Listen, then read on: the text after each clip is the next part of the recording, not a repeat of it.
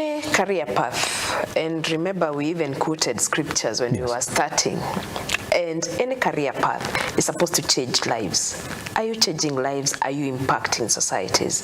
Are you becoming a legend with what you do every day? Will you be remembered for what you are and what you're doing every day? Yes. For example, until today, years later, we will never forget Professor Wangari Maathai. He was an environmentalist.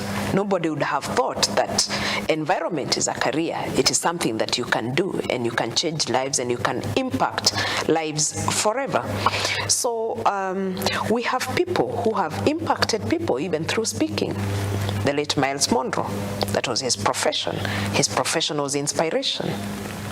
We have thousands of pastors, but why don't we celebrate them more? We keep on celebrating these legends because they are living the life of impacting other people. That should come first.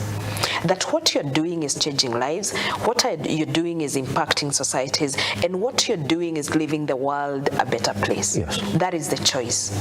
Because at the same time as you make money, and this is why the good book is good, because it says all the others shall be added unto you. So the money will be added unto you. And allow me to comment on the mechanic. This parent who thinks that mechanic is a dirty job. Sometimes when I pay my mech, sometimes I feel like I should have become a mech. I'm telling you. That's a common story. Yes. I'm telling you. Yes. I'm telling you. If there are people who have luxurious life in this city, are the mechanics. I'm telling you. Woof. Within no time, the dude gives you an invoice of 60K. The following day, they will not feel ashamed to give you an invoice of 200K. That's a salary of somebody who has worked for a month, and that's just a day, that's just a weekend, and that's just one car. So we are when we talk about the mechanic, we talk about TVET. Hands-on skills and competence. There is money in it. You go around this where you live looking for a plumber, you can't get one.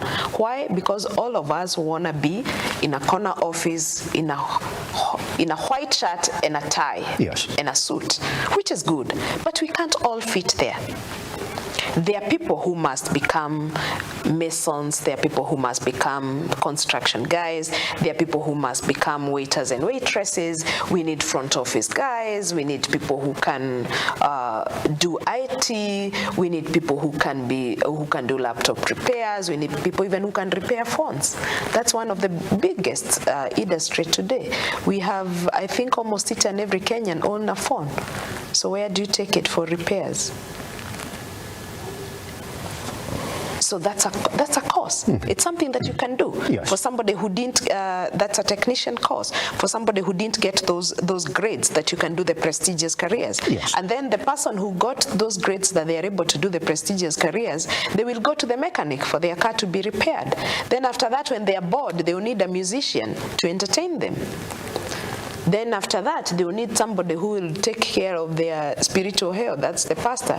We are in that generation of mental health and emotional health issues. So the career that you take, make sure it is also not leading you into mental health issues, because you might be in the wrong career. You might be doing something just because it is what you are admitted to do. And you and me have been in high school. We have seen some of our teachers beat us to death. And you wonder, why wouldn't you have compassion? Why wouldn't you be patient? Because naturally you're not supposed to be in that profession. Perhaps you'd have fit best in the military. Perhaps you'd have fit best in the police force. That's your personality. You have zero patience for issues. You have zero compassion, so you can't be that. For example, if you get somebody who is so talkative becoming an accountant, then my friend, you will know when you're not being paid. The dude during lunchtime will be telling you guys, this month nikubaya. So that's why we are talking about professions and personalities. They are very, very critical and they go hand in hand. You'll find another person trying to do marketing and the person cannot even introduce themselves in front of people, because marketing, you will have 1,001 associates for you to make sales. That's true. So you need to have that people's personality. Interpersonal skills need to come out naturally. You need not to struggle. And becoming the best you and being who you are is one of the best things that will not lead to mental health issues, because you're doing what you are, you're just being you, you're just being the person that you're supposed to be. I'm sure even over the weekend, wherever you're seated, you're the one who asks the most questions in a round table. I've not been there, but I can tell. That's me. That's you, because basically... I'm a conversation starter. Yes, because basically that's who you are. You will just be here and you will hear you asking, why did you choose orange cover instead of white? It's true. You need to know, because basically that is who you are. You're looking for news, even where there are no news, because naturally that is who you, that's who you are. You'll find that you're the most informed person. Within no time, you're the person who can remember names, because naturally that is what the talent that you got, and you're happy and you're proud to be who you are every day. So if everybody was to do the same in their profession, we would get very excellent services wherever we go, because people are happy with what they do each and every day. So the Form 4 leavers who just left school and those who left the other year, and they are still confused and wondering what to do with themselves. And I have practical case studies. I've been a career coach for several years, and sometimes I ask for permission to share stories so that they become a point of learning. I had a young man at loggerheads with his parents, gone south. And at 24, he had not yet graduated, and the family was now mad with him. They can afford, he had been taken to 4 universities. Then the parent met somebody and told them, can you talk to this lady? And the mother would not believe that the guy can come and see me. I just told him, can you give me his number? I don't know him, but if I call him, he will come. The mother was like, no, he doesn't listen to anybody, he can't.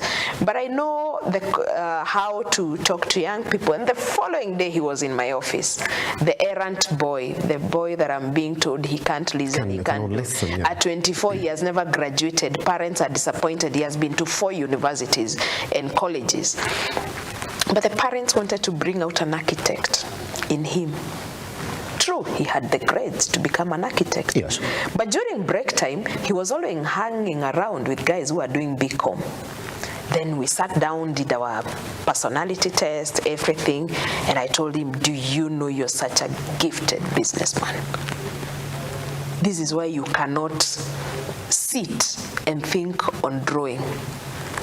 And I called the parents and told them, allow me to take him back to the university right now, because he has agreed.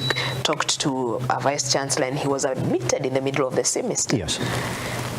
He's finishing campus as the campus president because he's doing what he loves most. The errant student, the most organized, running his father's business, already setting up a company, and it's gonna be big. I won't mention, but it's gonna be big. It's already crazy, organizing entrepreneurship projects in the university because he's doing what he loves most. Every day he's excited, traveling to Germany, wherever. For project. The same guy who was sinking the mother into blood pressure and depression. Why some of the parents are at loggerheads with their young people, and why even the young people are doing drugs? They are running into something because nobody can listen to what they want.